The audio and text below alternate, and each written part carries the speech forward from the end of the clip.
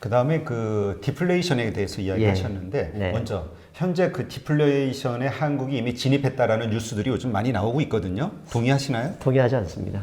그 이유는요? 디플레이션의 그 우리나라 단어가 아니죠. 옥스퍼드 사전을 찾아보시면 디플레이션이 용어는 정확하게 나와 있습니다. 뭐냐면 그 통화 공급이 줄어드는 게 디플레이션입니다. 그런데 지금 현재 지난달 한국은행 자료를 보면 통화량 증가율은 약 7%입니다. 7%로 늘어나고 있는데 디플레이션이라고 합니다. 근데 여러분 주변에 식당에서 오늘 점심 드셨죠? 최근 6개월 사이에 밥값 안 오는 데 있습니까? 믿으십니까? 근데 죄송한 얘기인데 디플레이션이다 얘기하는 이유는 뭐냐면 여러분이 밥 먹으러 가면 모든 가격이 다 올랐단 말이에요. 그래서 정부나 회사 사장님한테 야 물가 올랐으니까 제발 월급 좀 올려주세요 할 때 그때 그분들이 내세우는 게 뭡니까? 신문 봐봐 디플레이션이래. 오히려 당신 월급 깎아야 돼. 이렇게 얘기하기 딱 좋은 거죠. 그러니까 디플레이션이다 인플레이션을 판단하는 얘기가 소비자 물가 지수인데 소비자 물가 지수가 한국은행에서 지정한 약 430개의 품목인데요. 여러분 주변에 있는 식당의 음식값 포함 안 되어 있습니다. 여러분이 올라 있는 전세 가격, 상가 임대료 포함 안 되어 있습니다. 그런 걸 감안하시고 저는 뉴스를 보실 수 있어야 된다고 봅니다. 어떤 분이 이런 질문을 주셨어요. 디플레이션이 문제이긴 하죠. 그러나 개개인의 입장에서 봤을 때는 어차피 기업의 투자와 고용하고 임금이 늘지 않는 것은 뭐 옛날이나 지금이나 마찬가지다. 네. 그러니까 물가나 집값이 안 오르면 좋은 거 아니냐. 개인에게는. 이런 이야기를 하시는데. 예, 그게 이론적인 얘기인데요. 네. 단적인 예로 말씀드릴게요. 자, 어느 날 갑자기 내일 얘기합시다. 내일 주택가격, 대한민국 아파트 가격이 10% 빠졌습니다. 그러면 10% 빠진 만큼 서민들이 좋아질까요? 절대 그럴 수 없습니다. 10% 아파트 가격이 빠졌다는 얘기는 정확하게 10% 돈이 사라졌다는 얘기입니다. 돈이 사라지면 여러분 가장 먼저 여러분의 일자리부터 사라집니다. 왜? 그 10% 사라진 만큼 수요가 사라졌고요.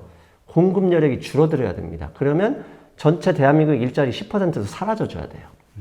사라지지 않으려면 수출이 그만큼 더 늘어나야 되는데 수출이 마음대로 늘어날 수 있는 게 아니거든요. 그래서 이런 얘기를 할 때 제가 자연을 빗대는데요. 우리가 보면 나무를 키웁니다. 집에서 화분을 키우는데 화분에 물 주고 하는데 안 자랐을 경우 어떻게 생각해 보십시오.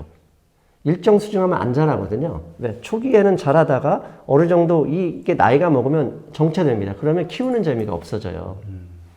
마찬가지로 자연에 있는 모든 것은 성장하는 그 맛으로 가야 되는 거고 경제도 그 성장하는 맛으로 가야 돼요. 과거 71년에 닉슨 대통령이 금태환을 중단해버린 이후에 그 전까지는요. 근본위 화폐제였잖아요. 네. 근본위 화폐제에서는 급격한 그러니까 급격한 경기 호황도 없었고 급격한 경기 축소도 없었습니다. 그럼 이런 얘기하면 대공황은 뭐야? 예, 대공황은 그 당시에 튤립 사태도 마찬가지고 그 이전의 경제 얘기도 보면 그 주식시장의 버블 거기에 돈을 빌려서 투자한 사람들이 사라졌던 것이 그게 단순한 현재 경제 상황에서 계속 그게 얼마 이상의 돈이 늘어나기도 힘들었기 때문에 어려웠었어요. 그런데 달러에서 금이 태환이 장기된 이후에 전 세계가 달러에서 부채를 늘어나는 속도가 어마어마하게 됐거든요. 그걸 앞에 일본 정치인들하고 똑같은 겁니다. 노무현 대통령이나 최근의 정권이 야 부채가 너무 많이 늘어나면 안 돼. 그러니까 부채 줄여야 돼 해가지고 아파트 가격 못 올라가면 당장에 내수 침체 오는 거거든요. 그러면 아하 서민을 위한 정치니까 참을 수 있어? 여러분 일자리가 안 늘어나 월급이 안 늘어나는데 여러분 참으실 수 있겠습니까? 어렵습니다. 결국은 경제 전체 한국의 경제 관점에서 보면 부동산 시장이 상승하는 만큼 경제 규모도 늘어나는 거고요. 그만큼 돈이 늘어나는 겁니다. 다만 부동산에 의존해서 경제가 되면 그 부동산 가격이 올랐다고 해서 외국에 우리 아파트를 팔 수 있는 국가 경쟁력과 관련이 없거든요. 중요한 것은 국가 경쟁력을 가지고 있는 상품, 생산, 제조업이 가면서 부동산도 같이 올라가줘야 안정적인데 지금 안타깝지만 이게 적고 이 부동산만 올라가기 때문에 문제거든요. 그렇다고 해도 부동산이 떨어지면 여러분 농담이 아니라 일자리부터 사라지고요. 97년 IMF, 2008년 금융위기 때 생각해 보십시오. 순식간에 통화량이 줄고 가장 먼저 정리해고부터 들어갔었습니다. 그러면 우리들이 가지고 있는 돈 몇 푼 안 되는 돈 급여 나오지 않으면 채 몇 달 버티지 못합니다. 그러면 아까 디플레이션을 네. 인정하지 않으신다고 했으니까 네. 일부 그 사람들이 주장하는 한국은 현재 네. 위기 상황이다, 경제가.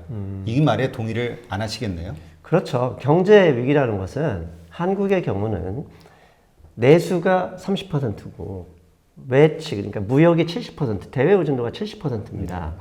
그러면 내수의 상황은 과거 통화량이 과거 불과 10년 전에 통화량 증가율이 10%대였고요. 지금은 4%까지 떨어졌다. 최근 2년 동안 올라가서 7%입니다. 그러면 이 왜 경기 침체라고 느끼냐면 자본이 지속적으로 큰 자본이 작은 자본을 가져갑니다. 한국이 특히나 대기업 위주의 정책이다 보니까 그 돈들이 계속적으로 늘어나죠. 예를 들어볼까요? 불과 10년 전에 대기업들이 식당하는 거 본 적 있습니까? TGI 프라이데이니 이런 거 몇 개를 빼고요. 대기업이 식당하는 게 없었습니다. 그런데 지금 제일제당부터 신세계, 웬만한 식당은 신세계 걔네들이 하고요. 그 다음에 프랜차이즈 식당들도 대기업화 돼버렸어요. 자, 그 자본들이 오는데 여러분 어머니가 하시는 식당이 버틸 수 있을까요? 결국 자본의 논리에서 없어지는 거지 한국이 디플레이션이 됐다는 건 아닙니다. 통화량이 늘고 있는데 그 다음에 여러분 물가가 다 올랐는데 어떻게 디플레이션이라고 얘기할 수 있겠습니까? 그리고 두 번째는 대외 의존도가 높은 나라에서 전 세계 글로벌 교역량이 전체적으로 2년 동안 줄고 있어요. 왜? 중국하고 미국이 싸우다 보니까 전체적으로 줄고 있는 상황에서 그 비율만큼 한국도 줄어들고 있습니다. 그래서 당연히 그게 환율로 환율에 반영이 된 거죠. 불과 2년 전만 해도 1,050원, 1,040원 했던 게 지금 100원 이상 올랐던 것도 그게 그대로 반영된 거죠. 근데 그 어떤 분이 이런 질문을 주셨네요. 네. 그러니까 재정과 금리 가지고 실물 경제를 평가하는 것 자체가 네. 정상적인 상황에서는 괜찮은데 네. 지금처럼 수출이 줄고 실업이 늘고 내수가 줄어드는 현재의 상황에서는 재정과 금리만으로는 설명할 수가 없다. 그랬다가는 그 현실은 항상 이렇게 유동적이다. 정지돼 있지 않다. 맞지 않는다. 이런 얘기를 주셨는데요. 그건 좀 다른 생각이고요. 왜냐하면 경제를 분석하고 판단하는데 그럼 이걸 관통하는 게 뭐가 있나요? 수학처럼 인수분해 공식이 있는 게 아니라 구구단이 있는 게 아닙니다. 즉 보는 사람의 논리나 관점에서 수백 가지 수천 가지가 있을 수 있고요. 저는 왜 통화량이냐? 여러분 왜 힘들다고 그러십니까? 돈벌이가 안 돼서 힘들잖아요. 그렇죠. 그럼 왜 돈벌이가 안 됩니까? 이 땅에 돈이 많은 것 같지만 가진 놈이 계속 더 갖기 때문에 안 되는 거거든요. 그럼 가진 사람 걸 뺏을 수 있습니까? 현재 사회에서? 못 뺏는단 말이죠. 그러면 어떤 사람들은 이 안에서도 자기만의 경쟁력을 찾아서 그 안에 들어간 사람들이 있어요. 그런 사람들한테 경제 나쁘지 않아요. 다만 이 안에서 경쟁력을 잃어간 개인들이 밀려나면서 힘든 건데 이게 대한민국만 있는 거냐? 그렇지 않죠. 전 세계가 동일합니다. 왜? 빈부격차는 지난 40년간 얼마나 커졌습니까? 삼성전자, 삼성그룹이 국민 전체에서 차지하는 비중을 불과 10년 전에서 비교해 보십시오. 훨씬 커졌단 말이죠. 근데 전체 얘네들이 가져가는 게 크고 우리 개인들이 가져가는 포션은 적어졌어요. 그렇기 때문에 힘들다는 거죠. 벌기 힘들어. 그게 뭐냐? 돈이 부족해서 그런 건데 돈이 부족한 것은 많이 가진 사람 걸 뺏어올 수 없어요. 그럼 정부가 할 수 있는 것은 더 많이 푸는 수밖에 없죠. 그게 금리, 재정 이런 거거든요. 아니면 외국에서 벌어와야죠. 그런데 미국과 중국이 싸우는 틈에 벌어오기도 힘드네요. 뭘로 설명할 수 있습니까? 한번 좀 의견을 댓글로 좀 달아주세요. 그러니까 지금의 보통 평가하는 방식으로 뭐든지 다 그러니까 대중적으로 생각하고 판단할 수밖에 없다 이 말씀이신 거죠. 그러니까 수백 가지 변수들로 보는 것은 어쩔 수가 없습니다. 근데 저는 그게 틀렸다고 보는 게 아니라 제가 보는데 이게 가장 어떻게 보면 제대로 볼 수 있는 거다. 왜? 경제의 가장 핵심은 돈이지 않습니까? 돈이 늘어나면 이 바다 위에 돈이 많으면 배에 있는 그 누구도 풍족하거든요. 근데 바다 위에 돈이 많은 것 같은데 배 위에 한 사람이 반을 가져오고 나머지 99%가 반을 가지고 싸우면 돈이 많아지지만 나빠지는 거죠. 그런데 갑자기 공산주의 사회주의 중국도 아니고 다 뺏을 수는 없는 거지 않습니까? 정부에서는 결국 할 수 있는 게 세금이나 부자 감세 조금만 하자고 그러면 난리 나잖아요. 근데 세금 올리기도 쉽냐? 그것도 어려워요. 그렇죠. 만만하지가 않죠. 네. 근데 지난번에 그러한 어떤 우리 한국 내수 시장이 줄고 여러 가지 경제 여건이 어려워진 이 상황을 타개할 수 있는 하나의 방법으로 그 남북 경협, 그 다음에 뭐 통일 이것이 큰 도움이 될 수 있다라는 의견을 주셨는데 오히려 그 상황은 경제 성장이 급감하는 한국 경제가 더 어려워지는 일이 될 수 있다 이렇게 얘기를 주셨거든요. 반론을. 그러니까 그게 이제 소위 말하는 통일 비용이죠. 통일 비용이라는 건데 사실 통일 비용에는 실체가 없습니다. 통일 비용을 계산하는 근거가 신문사 그다음에 연구소마다 지들 나름대로 그냥 하는 거거든요. 실체가 없는 거죠. 그런데 반대로 지금 현재 내수 규모에서 답이 없거든요. 그건 경제학자들이 인정하는 적정 내수 규모는 8천만 명입니다. 8천만 명이 되면 혹시 무역이 좀 덜 되더라도 어떻게든 내수를 돌려 살아갈 수 있다라는 얘기를 하거든요. 그럼 인구를 늘리는 방법 중에 가장 확실한 게 뭡니까? 결국 언어가, 문화가 동일한 사람들이 모이는 거거든요. 그리고 두 번째, 통일 비용, 그렇죠. 북한에 공장도 줘야 되고, 뭐, 세금도 걷어서 줘야 되고, 그렇게 어려울 수도 있는데요. 간단하게 저는 해결할 수도 있다고 봅니다. 북한 노동자는 돈 없거든요. 빚이 없습니다. 빚이 없습니다. 근데 정부가 지금 우리 전세자금 대출하는 것처럼 정부가 보증을 해줘 버리면 그분들이 돈 빌려서 뭐 하겠습니까? 땅 사고, 건물 사고 하거든요. 그럼 그 순간 통일 비용 전부 다 해결됩니다. 왜? 북한의 토지는 다 누구 땅입니까? 정부. 국가 땅이고 통일되면 우리 땅이잖아요. 모든 문제 다 해결되는 거죠, 사실은. 그러면 그 남북 경협을 구체적으로 어떻게 할 수 있는지 이런 질문을 주신 분도 있거든요. 사실 그건 정치인들이 해야 될 일이죠. 그러니까 이거 답을 하시면 이거 저기 통일부 쪽으로 근무하러 가셔야 될 것 같은데. 예를 들어서 보겠습니다. 작년에 대북 관련주들이 네. 한참 떴을 때 갑자기 GS 리테일이니 뭐 보강 패밀리마트인가요? 이런 주식들이 되게 떴었어요. 그 이유가 뭐냐면 북한이 그때 김정은 위원장이 내려오면서 그때 자기는 도로 사정 안 좋다고 솔직히 얘기를 했잖아요. 그렇죠. 철도 사정도 안 좋고. 그러면 경협을 할 때 가장 먼저 하는 것은 인프라 투자, 도로입니다. 자, 도로를 평양때까지 한 4차선, 6차선 뚫었으면 거기에 뭐가 필요하겠습니까? 당연히 휴게소부터 들어가고요. 그 근처에 있는 슈퍼도 들어가게 돼 있거든요. 그러면 그 휴게소에서 일본 문걸 파겠습니까? 한국에 있는 이런 뭐 새우깡이든 맛동산 팔겠습니까? 결국 한국에 있는 오리온 초코파이 등등이 들어간다는 얘기거든요. 그렇죠. 예, 그렇게 되면 한국에서 공장을 돌리겠죠. 그럼 일자리 늘어나고요. 공장으로 안 되면 북한 가서 공장 세우겠죠.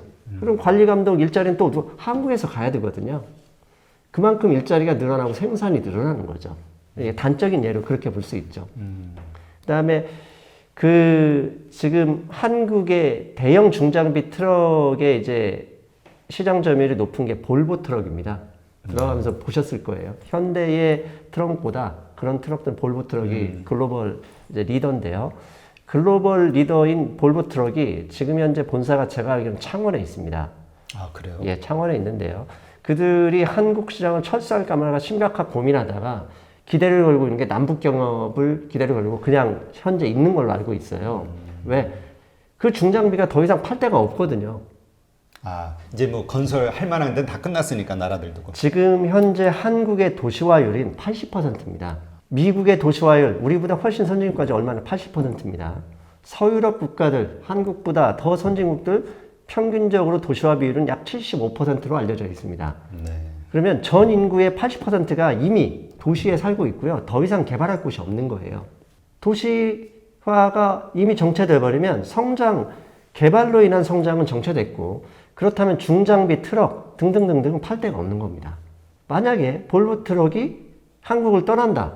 그러면 그 일자리 날아가는 거죠, 결국은. 그렇죠. 그 날아가면 어떻게 되겠습니까? 결국 그들이 한국에 남아서 기대라는 게 남북 경협. 왜? 북한은 아직 인프라가 정말 형편없다고 정권 수반이 와가지고 고백할 정도니까요. 분명히 개발 사업을 할 만한 요소는 많이 있겠죠. 당연히 있겠죠. 철도조차도 뭐 엉망이라고 하니까요. 네. 근데 이제 아마 근본적인 질문을 하시는 분도 있는 것 같아요. 네. 일단 북한을 정치적으로 믿을 수 있냐? 북한이 과연 우리가 경제협력 좋아하자. 혹은 통일? 그래, 민주적으로 할 수 있으면 하자. 그런데 과연 공산국가인 걔네들이 할 수 있겠냐? 안 하죠. 우리가 당하는 거 아니냐? 우리가 당한다는 얘기는 좀 자신감 좀 가지세요. 여러분, 여기서 북한에서 살고 싶은 사람 손 들어보면 몇 명이나 나오겠습니까? 정신병자 아니면 없어요. 한번 내 사유재산, 이 편리함을 중독이 됐는데 그게 가능한 얘기입니까? 홍콩이 그렇죠. 불가능한 얘기입니다. 홍콩에 와서 살고 싶지, 홍콩 사람들이 중국 가서 산다는 사람은 아주 부자, 떼부자밖에 없어요. 떼부자조차도 안 가죠? 왜 갑니까? 즉, 인간이 한 번 누렸던 자유, 한 번 누렸던 이 사유재산의 자유를 되돌린다 불가능한 얘기예요. 그리고 최근에 김정은 위원장이 헛짓 많이 하잖아요. 그렇죠. 헛짓할 수밖에 없어요. 왜냐하면 그 나라에서도 기득권이 있거든요. 아무리 못 살아도 그 기득권자들, 권력자들은 어마어마하게 잘 산단 말이에요. 그러면 그게 김정은 혼자겠습니까? 군인부터 시작해서 수백만 명이 기득권이 몰려 있어요. 그럼 그 사람들은 북한의 핵심 수뇌부들인데 그 통일을 원할까요? 절대 원하지 않습니다. 절대 원하지 않아요. 왜? 원하는 순간 어떻게 됐습니까? 동독이나 이런 거 공산당 다 망하는 거거든요. 그렇죠. 왜? 한번 돈 맛을 보면 넘어갈 수가 없어요. 이미 북한의 경우 스마트폰 사용자가 장마당에서 많다고 알려져 있지 않습니까? 한국으로 직접 탈북자들한테 전화한다고 하지 않습니까? 북한도 개방으로 넘어가지 않으면 이 사람들이 이미 다 모바일 통해서 전 세계를 다 보고 있기 때문에 결국은 정권이 위험할 수도 있다고 생각하니까 그런 거거든요. 그러니까 단순히 사회주의냐 그러니까 자유주의, 그러니까 자본주의냐는 이미 대결이 끝났어요. 소련이 붕괴되면서 사회주의나 자본주의 겁낼 필요가 없어요. 이미 끝났어요. 그건. 그런 걸 가지고 혹시 넘어가면 여러분 넘어가겠습니까? 넘어갈 자신 없습니다. 아니 이동하는데도 신고해야 되고 그렇죠. 어디 놀러 가는데도 뭐 허락받아야 되고 그런 사회에 살겠습니까, 여러분? 못 삽니다. 저한테도 오라고 해도 안 갑니다. 그러니까 일단 우리가 그런 생각 너무나 그렇게 부정적으로 볼 네. 필요는 없다는 말씀이신 네. 걸로 이해를 하겠습니다.